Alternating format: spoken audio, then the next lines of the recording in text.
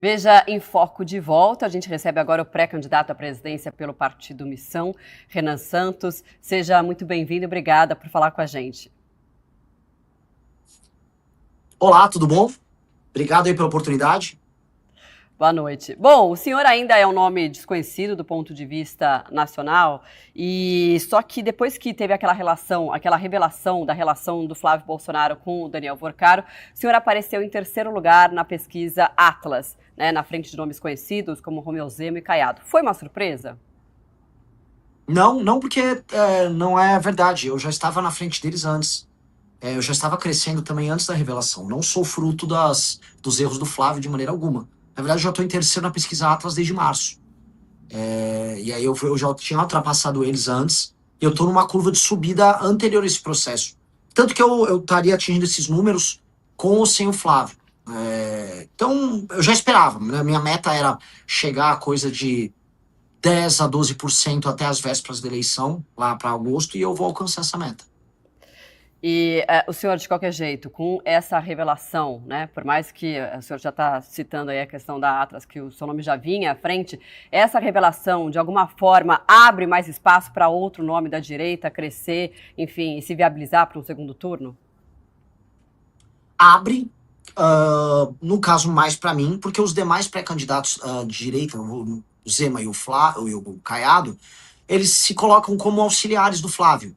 E eles se reuniram, inclusive, recentemente com o Flávio, gravam vídeos. O Zema já se colocou novamente como uma opção de parceiro, de vice com o Flávio. Então fica aquela coisa esquisita em que o Zema diz que é imperdoável o que o Flávio fez, mas ele topa ser vice de um cara. Então é perdoável, não é imperdoável. Né? Então eu acho uma situação muito complicada. Na verdade, tanto o Zema quanto o Caiado, eles tentaram construir a reputação deles como líderes políticos como auxiliares do bolsonarismo. Nunca fizeram crítica aos Bolsonaro. E aí isso está cobrando um preço agora. Eles não conseguem se estabelecer como lideranças justamente nesse momento em que o bolsonarismo mostra toda a sua fragilidade. E eu não sei como eles vão resolver isso. Para mim, que estou firmando uma liderança que é crítica a qualquer grupo político que se envolve em escândalo de corrupção, para mim é natural, vamos dizer, esse encaminhamento. Então, onde sou conhecido, especialmente dos mais jovens, as pessoas mais bem informadas, eu já estou numa posição bem boa. E, Renan, bom, o senhor é um crítico do bolsonarismo, né? Não só do presidente Lula, mas dentro do seu espectro político que é a direita, o senhor é um crítico do bolsonarismo. Queria saber onde que o bolsonarismo errou na sua avaliação. Nossa, então prepare uma live de 3 horas. Foram muitas coisas. O bolsonarismo, primeiro, é um movimento sectário dentro da sociedade civil. Ele é um movimento que ele é oco em termos de perspectiva de Brasil, em termos de ideias. Então, não adianta você chegar ao poder por ser popular junto a uma parte do eleitorado e não saber o que fazer quando você chega no poder. Terceiro, que a família Bolsonaro já estava envolvida em escândalos de corrupção antes mesmo de chegar no governo em 2019.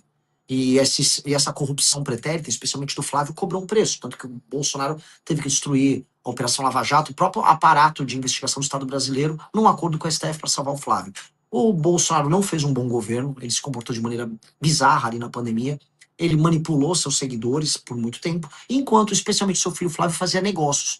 Esse é o problema, o seu filho Flávio diz que é um representante da moral, dos bons costumes, da família brasileira, enquanto ficava fazendo negócios com gente que não presta durante todo esse período e traindo esse próprio eleitor. O eleitor ficava indo para frente de quartel, né, pedir intervenção militar contra o STF, enquanto o Flávio fazia negócios com caras que andavam com essa turma do STF. E aí, cara, isso é insustentável. Né? Isso é um projeto político insustentável que se baseia na mentira, especialmente na mentira sobre idosos. Você ficar enganando os senhores e senhoras de idade, que é o que o Flávio faz, que o bolsonarismo faz, eu acho uma das coisas mais canalhas. É a versão política do escândalo do INSS. Porque o escândalo do INSS era uma forma de enganar idosos para tirar dinheiro deles. O Flávio Bolsonaro basicamente enganar idosos para tirar voto deles. Eu acho isso horrível. O senhor também, né, se coloca como um nome antissistema, lembrando que o ex-presidente Bolsonaro também fez isso quando venceu em 2018. Qual que será a diferença para o eleitor? Como é que o senhor vai fazer esse distanciamento? Eu não sou antissistema, eu nunca falei isso. Pelo contrário, eu sou presidente de um partido político. Eu quero reformar o sistema brasileiro. Eu estou fora desses jogos escrotos que tem na política brasileira, troca de favores dos mais baixos, escândalos de corrupção. Eu não tenho nada a ver com isso. Mas eu não sou um antissistema. Quando a gente tocou o impeachment da Dilma Rousseff, não apenas nós fizemos a parte das ruas, mobilizamos as pessoas, mas nós fomos até o parlamento negociar com as lideranças dos partidos políticos para obter a maioria para fazer o impeachment. Então, Eu não gosto desse rótulo, nunca tive. O rótulo que cabe em mim eu sou um reformista radical. Eu quero fazer reformas radicais naquilo que a gente chama de sistema, para fazer o que ele opera em favor dos brasileiros e não mais a favor de uma minoria em Brasília. Que tipo de reforma radical? Qual seria a principal? Vou São muitas, desde reformas que vão no campo fiscal e econômico, reforma de competitividade, até uma reforma profunda no sistema penal, uma reforma no sistema persecutório do Estado brasileiro para enfrentar o crime organizado, uma reforma que tem um impacto político, uma reforma de gestão das cidades brasileiras. Boa parte das cidades brasileiras elas não têm função, elas apenas vivem de orçamento que vem do governo federal e não entregam bons serviços públicos e não impõem a si próprias a necessidade de fazer seus cidadãos terem atividades econômicas de modo ao cidadão se emanciparem da dependência do Estado. E nós temos uma reforma profunda para alterar isso. Esses são 3 exemplos que eu coloco aqui de reformas que alterariam toda a dinâmica política, econômica e social do Brasil. E isso não é uma coisa de uma pessoa de sistema, muito pelo contrário, é uma pessoa que estuda muito aquilo que a gente chama de sistema e que quer alterar ele e quer alterar a forma como ele funciona. Por que o senhor acha que veio esse rótulo que o senhor disse que não gosta? Porque é um rótulo. Não digo que é um seu, acho que você é uma jornalista séria, mas muita gente na internet é preguiçosa em fazer pesquisa. E aí acha, ele é um cara antissistema. Porque eu sou de um movimento político, ou não sou do partido do Kassab. Eu acho que só tem preguiça nisso, de parte da imprensa ou parte da análise política. O Renan é antissistema. É igual pessoas que me comparam ao Pablo Marçal, que é um estelionatário. Não tem nada a ver com isso. Candidato de direita, como que o senhor se definiria, né? Dentro da direita, quais que são os seus propósitos? Enfim, o que o senhor mais acredita como uma mudança de fato, se, claro, for eleito presidente nesse ano? Eu acho assim, quando a gente estuda, vamos dizer, quando a gente tem uma leitura política do que é o nosso grupo político, tanto o movimento quanto o partido, nós podemos ser classificados de maneira clássica como um grupo de direita. Né? Lei e ordem, a ideia de que boas hierarquias fazem bem para uma sociedade, a ideia de que existe um sistema de valores e de uma tradição que nos define como povo e que precisam ser mantidas. Então, isso nos coloca mais no campo da direita, mas isso nos torna dogmáticos. Eu vou dar um exemplo. A nossa reforma das cidades brasileiras, do Estado brasileiro, que é a Lei de Responsabilidade Gerencial, ela encontra eco, vamos dizer, na administração do Japão e na administração de algumas províncias na própria China. Ou seja, não importa se isso é mais à direita ou mais à esquerda, boa parte das políticas que a gente adota, elas são adotadas em nações que têm um perfil mais à direita, outras que vão ter um perfil mais à esquerda. Quando a gente olha, por exemplo, políticas educacionais, eu vou encontrar bons exemplos na Finlândia, eu vou encontrar bons exemplos em Singapura, eu vou encontrar bons exemplos na China. Então, não ser dogmático é bem importante, porque a gente tem bons exemplos de várias correntes de pensamento ao redor do mundo. A gente quer pegar o que funciona e colocar no Brasil. O senhor pensa em alguma possibilidade de compor uma chapa com outro nome da direita? Em que sentido? Sim. De ser Eu jamais ou serei vice? vice. Ok. Eu não jamais seria vice em nada. Nada, absolutamente nada. Bom, Se alguém quiser ser vice, aí tem que me procurar. sim, o senhor vê essa possibilidade? Se Essa alguém conversa, quiser, essa aí tem que me abertura? procurar. Não, sim, sim. A gente e não só eu, como Kim, as lideranças do nosso grupo, a gente sempre foi bom de papo, bom de conversa para abrir um projeto legal. Eu tinha feito uma vez uma provocação na Jovem Pan. Falei pro Caiado Zema, vamos sair dessa velharia de bolsonarismo. Por mais que o Caiado seja uma pessoa de idade, ele é mais, vamos dizer, mais novo de cabeça do que os Bolsonaro. E, vamos fazer uma coisa nova, não vamos ter medo de ousar. Mas o problema é que os atuais nomes, eles têm um receio em ousar. Eles, inclusive, evitam me citar, né? Então, todas as pessoas ficavam falando em terceira via, sempre era os governadores. Até que eu ultrapassei eles. E aí, né, é meio inevitável falar sobre mim, mas eles evitam falar até agora. O que não faz muita diferença para mim, pra ser sincero, mas lógico que eu gostaria de conversar, eu acho que todos eles têm alguma coisa a agregar. E no projeto que a gente tem para o Brasil, a gente vai precisar fazer uma coalizão com todo o Brasil que trabalha e produz. E isso incluiria políticos que, a despeito de algumas discordâncias pontuais que eu posso ter aqui e ali, eles agregariam demais. O Caiado foi um bom governador em Goiás. Efetivamente, o Leite foi um bom governador no Rio Grande do Sul. Ratinho não diria com a mesma energia, mas o Zema tem alguns pontos positivos para trazer do governo de Minas Gerais. Então, sim, a gente toparia sentar e conversar e compor um projeto comum de Brasil.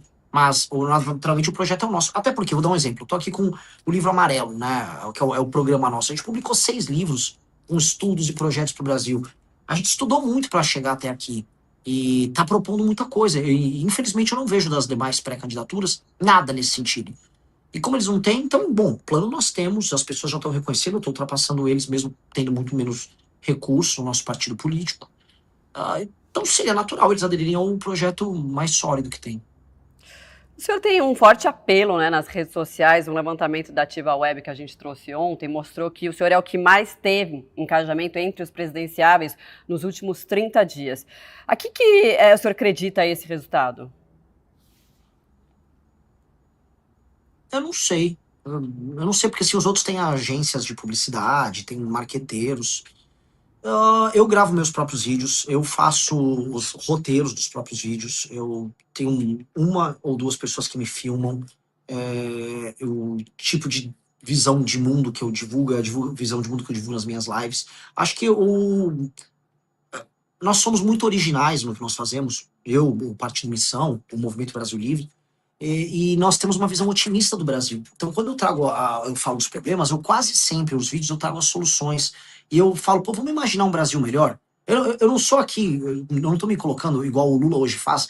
Pelo menos eu não sou um Bolsonaro. Ou igual o Flávio faz, que eu não sou o Lula. Olha, eu sou horrível, tá? Mas, pô, pelo menos eu não sou Lula. Eu falo, não, tem um Brasil maravilhoso pra gente construir. Nós somos potencialmente uma das 5 maiores nações do mundo. Dá para o Brasil se tornar uma dessas 5 maiores nações do mundo. Dá para a gente desfavelizar o Brasil. Dá para a gente ter investimento em infraestrutura. Dá para o Brasil ser economicamente um país complexo em muitos termos. E não só um exportador de commodities. Dá para a gente destruir o crime organizado. Dá para a gente fazer todas essas coisas. E quando você traz essa visão otimista, aí você traz as pessoas para um caminho que não é o caminho só da treta por si só, mas um caminho otimista e, vamos dizer, construtivo, imaginativo.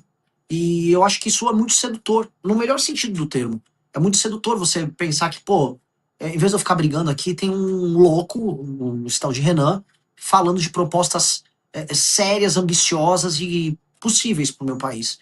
E aí você começa a conquistar, inclusive, as pessoas e os lugares do Brasil que estão mais céticos. No Nordeste foi isso, sabe? E para os lugares que tem menos atividade econômica, que tem uma pobreza geral, falar, cara, dá para o Maranhão ser um baita estado. Imagina você falar isso pro Maranhão. O Maranhão hoje é o oposto do baita estado. O Maranhão hoje é o pior estado para se viver no Brasil. É horrível hoje morar no Maranhão. E você falar, não, tem muita potencialidade, mas tudo isso está sendo travado pelas escolhas políticas de uma elite local horrorosa que vocês têm. E ao trazer esse tipo de diálogo, você começa a construir algo. Então é uma pré-campanha muito construtiva, assim, e ambiciosa nesse sentido. E a gente conseguiu refletir isso nos nossos conteúdos, e aí o desempenho em redes, ele vai. Porque se você olhar direitinho, eu não sou um provocador, eu não sou um cara que faz vídeos, vamos dizer, ou produz conteúdos, ou vai encontrar jornalistas para lacrar. Eu não tô lacrando em ninguém. Eu tô tentando ser o mais honesto e preciso possível. Muito bem, a gente conversou com o Renan Santos, pré-candidato à presidência pelo Partido Missão, também presidente do partido. Muito obrigada e até uma próxima. Boa noite. Muito obrigado. Boa noite.